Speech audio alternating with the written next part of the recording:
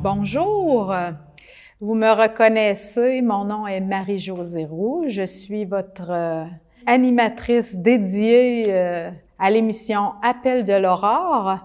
Je reçois, comme promis, pour une deuxième semaine consécutive, notre amie Sylvie Carrier. Merci Sylvie d'être là, merci de ton ouverture et de tes confidences lors de la première semaine. Mais merci aujourd'hui, de m'accueillir. Ça va. Aujourd'hui, tu es venue pour nous présenter ton nouvel engagement d'église, ce que tu portes depuis, on en a parlé dans la dernière émission, tu as toujours été une femme d'église, au service de l'église. Ton nouveau service d'église, tu l'exerces, ton nouveau ministère même, je devrais dire, tu l'exerces à la Maison diocésaine de formation. Peut-être que des gens ici se demandent, mais pourquoi une émission sur une maison à Nicolette? C'est que Nicolette possède une maison diocésaine, dont, dans le diocèse dont nous faisons partie, nous ici à Victoriaville. C'est une maison de formation pour tous les baptisés. Tu vas nous en dire plus, Sylvie, parce que c'est toi qui, avec Monseigneur Gazaille, l'évêque émérite maintenant, qui a eu l'intuition de cette maison. C'est venu comment? Puis tu vas nous parler de la gestation de cette belle mission dans un lieu qui existe depuis longtemps. Oui, c'est ça. Alors, c'est la Maison diocésaine de formation, elle est située au Grand Séminaire de Nicolette. Donc, c'est un lieu qui a formé des prêtres pour le diocèse depuis 1955, autour de ça, 52 ou 53, qui a reçu des séminaristes. Alors, à une époque, il y avait une soixantaine de jeunes qui étaient dans le Grand Séminaire pour cheminer en vue de la prêtrise. Alors, ils n'ont pas tous été ordonnés prêtres, mais bon, c'était la vocation de cette maison-là. Et en 2015, Monseigneur Gazaille reçoit de la part du supérieur provincial des Montfortins, de la communauté des Montfortins, qui est à Drummondville, la Maison Reine des Cœurs, qui anime la Maison Reine des Cœurs, informe Monseigneur Gazaille qu'ils vont se retirer de cette maison. Et il demande à Monseigneur de voir, bon, bien, peut-être à reprendre cette maison-là pour l'animer avec une équipe. En fait, la vocation de la Maison Marie-Reine des Cœurs, elle était tenue par les Montfortins. C'était une maison où on accueillait des groupes de Exactement. tout Alors, genre. il y avait des chambres où on accueillait pour de l'hébergement, pour de la formation. Au niveau diocésain, le diocèse organisait ses activités de formation à la Maison Reine des Cœurs, réunissait les prêtres, des agents pastorales. Bon.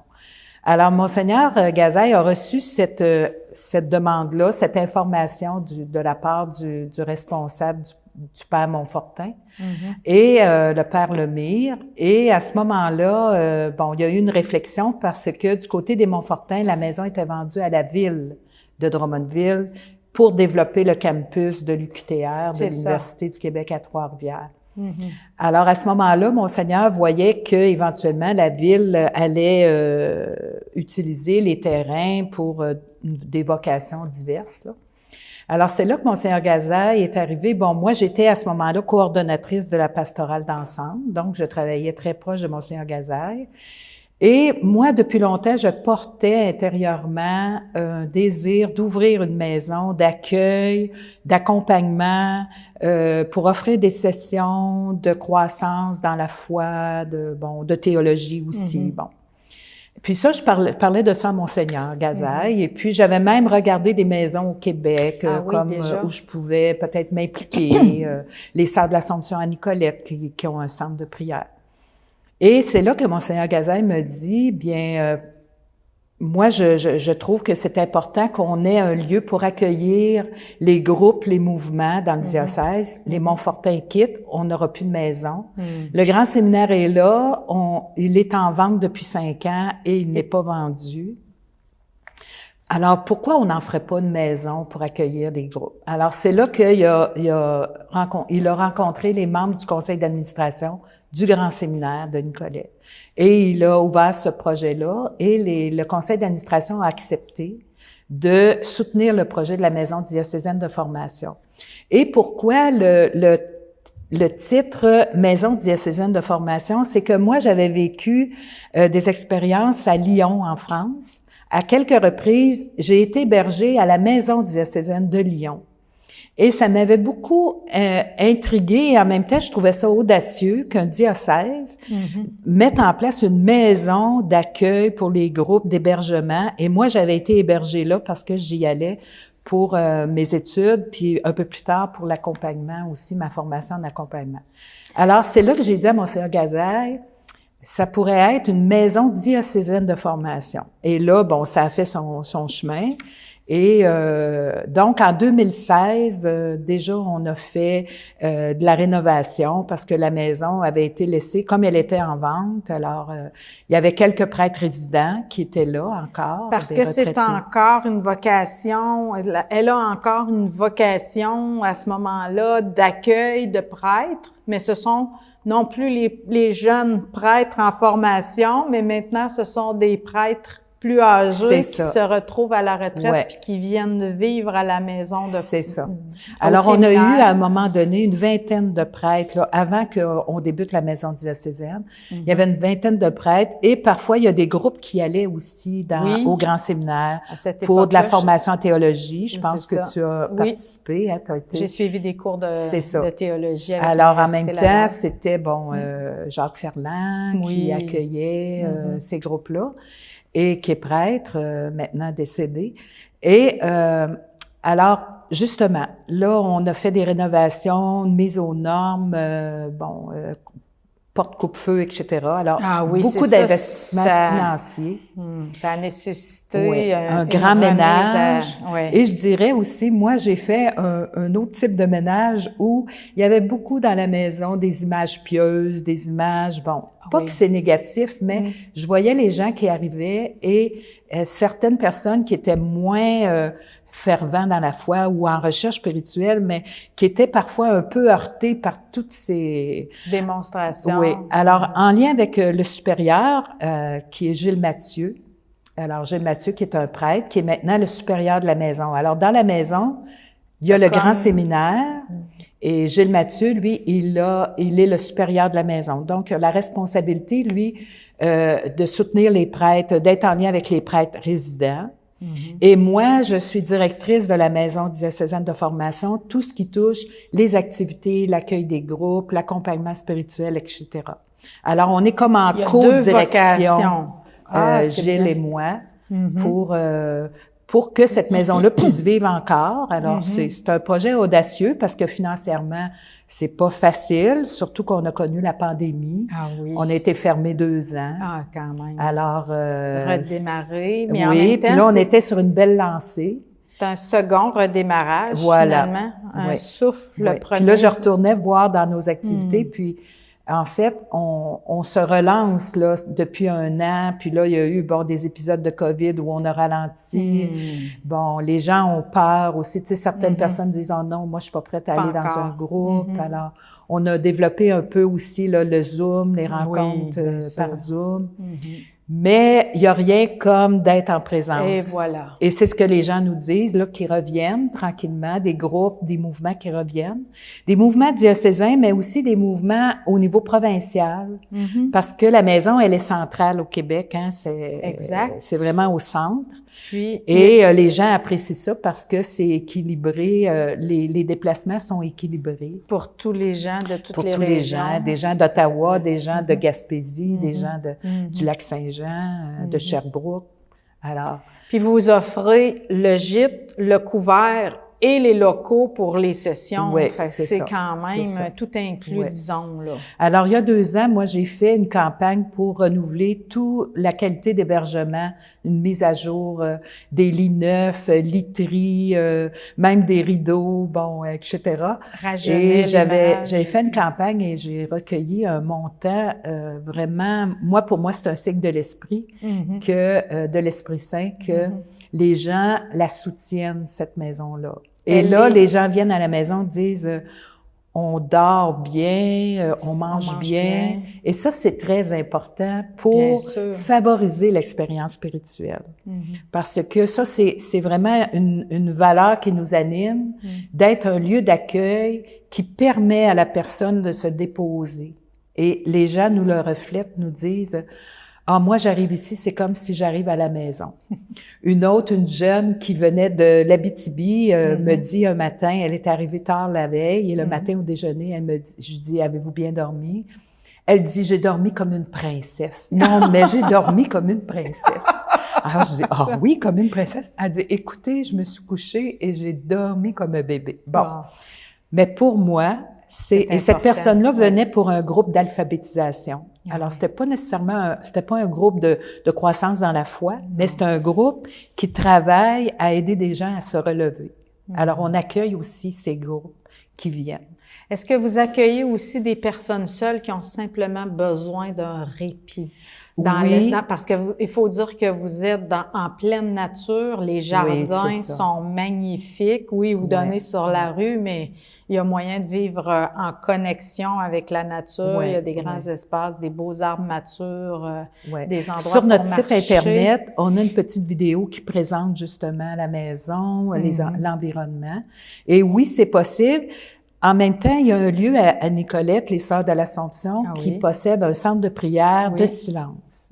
Alors, il y a des personnes qui vont à ce centre-là et c'est vraiment du silence chez elles, qui se vit là.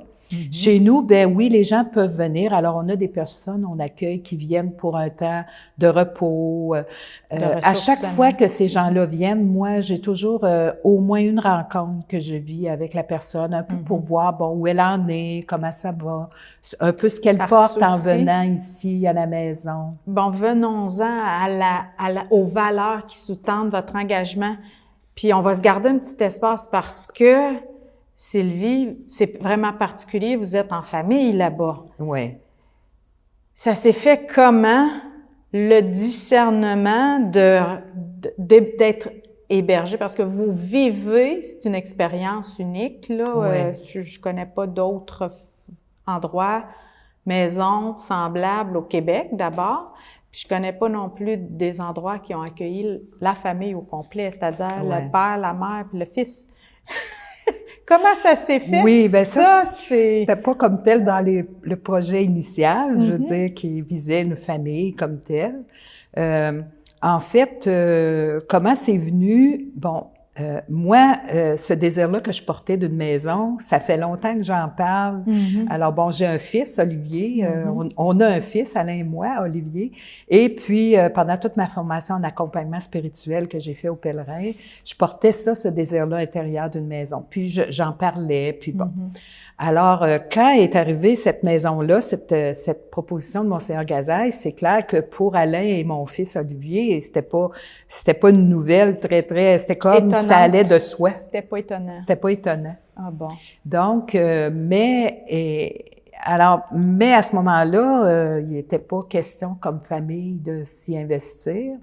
Et en fait, c'est que mon fils Olivier était en transition au niveau des études, du travail, et il est venu donner un coup de main à la maison pour la peinture, pour remettre en ordre la maison. On avait du ménage à faire, bon, des choses comme ça. Alors, Olivier a été engagé pour faire ce travail-là. Et de fil en aiguille, bon, on a une personne qu'on avait engagée comme responsable de l'accueil, des réservations, tu sais, une personne qui prend en charge tout ce volet-là. Et là, la personne a décidé de quitter. Et c'est là qu'elle dit, moi, il me semble qu'Olivier, là, c'est la personne pour faire ce travail-là. Et Olivier, lui, était allé au Japon il y a quelques années avant. Et il avait été très touché par l'expérience des auberges de jeunesse. Ah bon, d'accord. Et en revenant, il m'avait dit, moi, maman, c'est quelque chose que j'aimerais accueillir, peut-être m'investir à ce niveau-là, mais sans plus. Et moi, en fait, je portais le désir de éventuellement m'établir dans la maison parce que avoir une résidence à l'extérieur, on accueille des groupes, les gens arrivent à différentes heures. À toutes sortes de moments. Il y a une maison à entretenir parce que nous, on était propriétaires. Bon, alors on a vendu notre maison en 2019. Et on est allé s'établir, bon, en lien avec le conseil d'administration, c'est quelque chose on a travaillé avec eux, on a réfléchi, c'est ça. L'apport. Alors, on a vendu notre maison en août 2019 et là, on s'est installé dans la partie qui était réservée aux religieuses. Alors, il y avait, les religieuses étaient les sœurs de la Sainte Famille, qui étaient au service des prêtres et des séminaristes, qui faisaient là tout l'entretien de la maison, buanderie, etc. Alors, les sœurs avaient quitté quand même depuis un bon nombre d'années. Il y avait eu l'Envolée, une maison, un centre pour les jeunes que Marc Dion a animé pendant quelques années. Mais là, c'était vide. Alors, ce qu'on a fait, on s'est installé dans cette partie de la maison. Donc, on a en fait comme un logement où j'habite avec Alain. Et depuis l'été, Olivier est venu s'installer dans une suite, dans un appartement dans la maison comme telle, où il habite là. Alors, on est en fait maintenant, c'est ça, c'est que on est une famille qui accueille. C'est ça. C'est très, très... Et avant, c'était les communautés religieuses qui, quand on regarde les maisons... religieuses. C'est ça. Tu sais, les Trinitaires à Granby, les Ursulines à Québec, la Maison du Renouveau, les Saint-Pédis, la communauté de Saint-Pédis à Québec. Bon. Et là, ça fait son chemin comme famille de dire... oui, et Alain était partant aussi pour s'investir. Bon, lui, il est à la retraite, Alain, donc il a travaillé dans les services sociaux. Donc, tout le volet d'accueil, de présence, c'est en lui. C'est naturel. Alors, c'est là que, bon, ben ça s'est fait. Donc, on s'est installé en 2019 et on est vraiment on est une petite équipe. Il y a une personne qui travaille au niveau de l'entretien, qui est un employé. Avec la COVID, bon, il y a un employé qui nous a quittés. Mais maintenant, on est une petite équipe et Olivier est responsable de tout ce qui concerne l'hébergement, les inscriptions aux activités. C'est lui qui gère tout le site Internet aussi qu'on a maintenant, la maison de formation mdfnicolette.ca. Alors, on trouve toutes les informations sur la maison.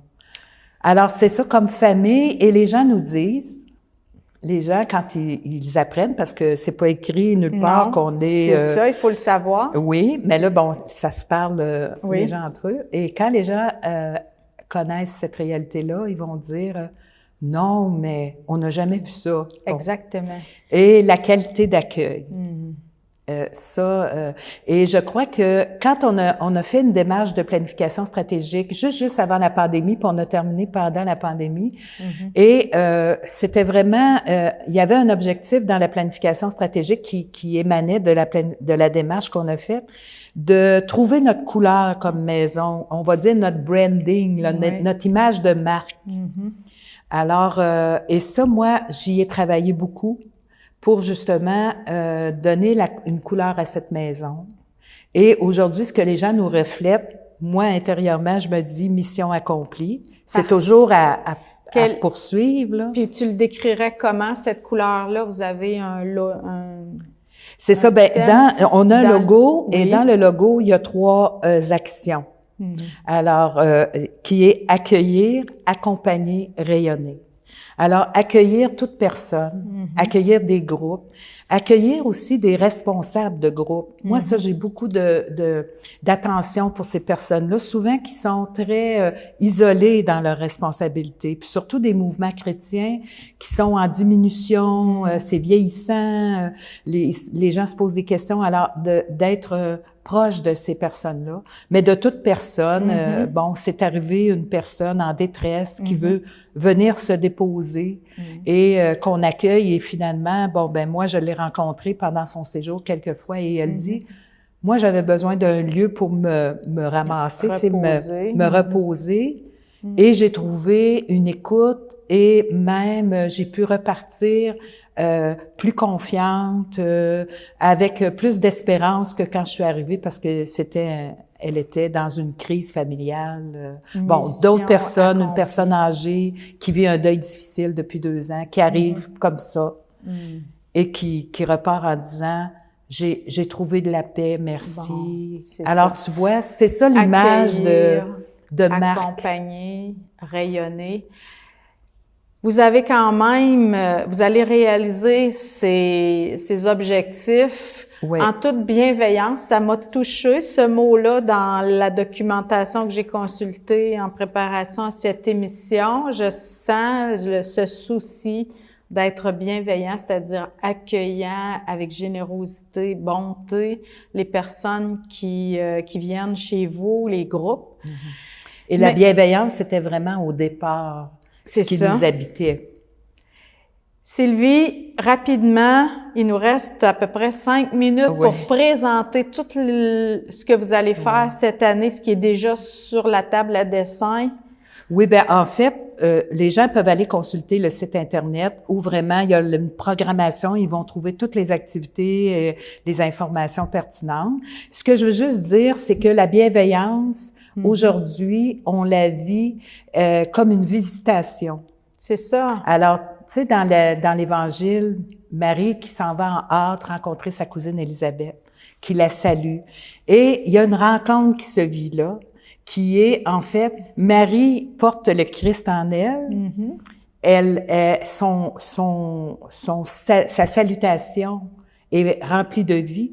Et Élisabeth accueille Marie. Alors, nous, on est, en fait, comme Élisabeth. Les gens qu'on accueille, c'est des gens qui portent le Christ. Alors, à chaque fois qu'on a de la visite, ben c'est une visitation qu'on vit et c'est le souffle qui nous anime. Je veux juste noter ça très beau. Sur la bienveillance que nous portons. J'ai souvent l'impression, quand tu évoques la visitation, que la joie est souvent à l'intérieur de nous, mais comme enfermée dans un coffre au trésor. Exactement. Et puis, l'image qui me vient quand je vois Marie et Élisabeth se rencontrer, c'est qu'elles possèdent toutes les deux la clé pour ouvrir le trésor de la joie dans le cœur de l'autre. Alors, la rencontre permet l'échange des clés. Mais c'est très beau, Marie-Josée, je vais t'engager. Je vais t'engager. Exactement, c'est une rencontre qui génère la vie, la joie, qui provoque un échange qui est gratifiant, mais surtout fructifiant, qui porte du fruit. Quand les gens nous disent j'ai pas l'impression de déranger, moi, ça, c'est un cadeau extraordinaire. Ça vient dire on est vraiment bien centré dans notre mission d'accueil. Vous avez une partenaire de choix en la personne de sœur Catherine Aubin. Elle se prêterait facilement et souvent à animer. Il y a Monseigneur Pierre Goudreau, lui qui viendra en mars, qui viendra sur la pauvreté. Aussi. Il a écrit un livre. On offre aussi un parcours sur l'écoute en profondeur. Sur l'écoute en profondeur, on a déjà une centaine de personnes qui l'ont vécu, ce parcours-là. C'est en Zoom, 5 rencontres, mais d'1 heure. Et vraiment, aujourd'hui, l'écoute en profondeur, là, c'est important. C'est nécessaire parce dans tous les milieux, même dans les milieux de travail. Oui, on entend des gens qui disent « Moi, je me sens pas écoutée. » Et ça, moi, ça fait partie de notre mission de foi, ça, l'écoute. Sylvie, dans le choix de tes invités à animer des sessions, des retraites, quelles sont les valeurs que vous privilégiez pour accompagner les gens? Parce que de tout le diocèse, tout le monde peut s'inscrire à certaines formations. Il y en a qui sont privées, qui sont organisées par des groupes auxquels vous offrez des locaux, le gîte, le couvert et tout. Mais il y a des événements, des activités qui sont propres à la maison, organisées par la maison. Alors, les valeurs, c'est la croissance humaine et spirituelle, de foi aussi. Ça dépend toujours où est située la personne. Alors, on accueille la personne. Alors, par exemple, prochainement, en octobre, on aura sur l'écoute en profondeur. Donc, on a un parcours de 5 rencontres d'1 heure. En Zoom, cette fois-là. C'est pas à la maison comme telle, mais c'est sur Internet. Bon, c'est très facile, on guide les gens. Alors ça, c'est une formation très qu'on a vécue déjà et qui est très positive. Il y a aussi une activité, un parcours de prière. En fait, c'est Richard Cadieux, qui a été moine à Oka, qui a une grande proximité à la parole de Dieu. Alors, comment prier simplement avec la parole de Dieu? Alors, il y a des techniques pour prier la parole de Dieu, mais moi, j'ai invité Richard pour venir nous aider. Comment on peut prier simplement un texte d'évangile, un psaume, en lien avec ma vie? Alors, Richard va venir en octobre, le 11 octobre, et il reviendra au cours de l'année pour d'autres demi-journées pour justement vivre, apprendre à prier simplement. On a aussi une session qui est sur l'estime de soi. Oui, bien alors, sûr, avec Sylvie Champagne, que nous allons animer ensemble. C'est un 9h du matin à 21h. Okay. Alors, c'est une journée sur l'estime de soi et compassion. Alors, plus je m'accueille, plus j'accueille l'être unique que je suis, la beauté que je suis, plus je suis capable de relation et de compassion envers moi et aussi dans mes relations. Tout est lié. Et la cerise sur le Sunday, si je peux dire, c'est Sœur Catherine Aubin qui viendra en décembre, 2 et 3 décembre, sur l'humilité comme chemin de rencontre avec Dieu.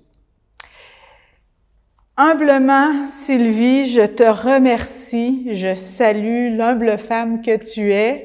Merci de nous avoir partagé dans ces 2 épisodes d'émission ton histoire, puis ton bébé, je dirais, le bébé qui est né de votre famille, cette maison d'accueil et de formation à Nicolette. À vous tous et toutes, merci d'avoir été là.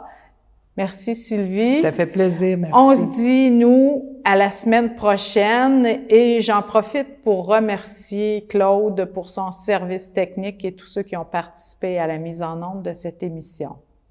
À bientôt. Merci Sylvie. Merci. Au revoir.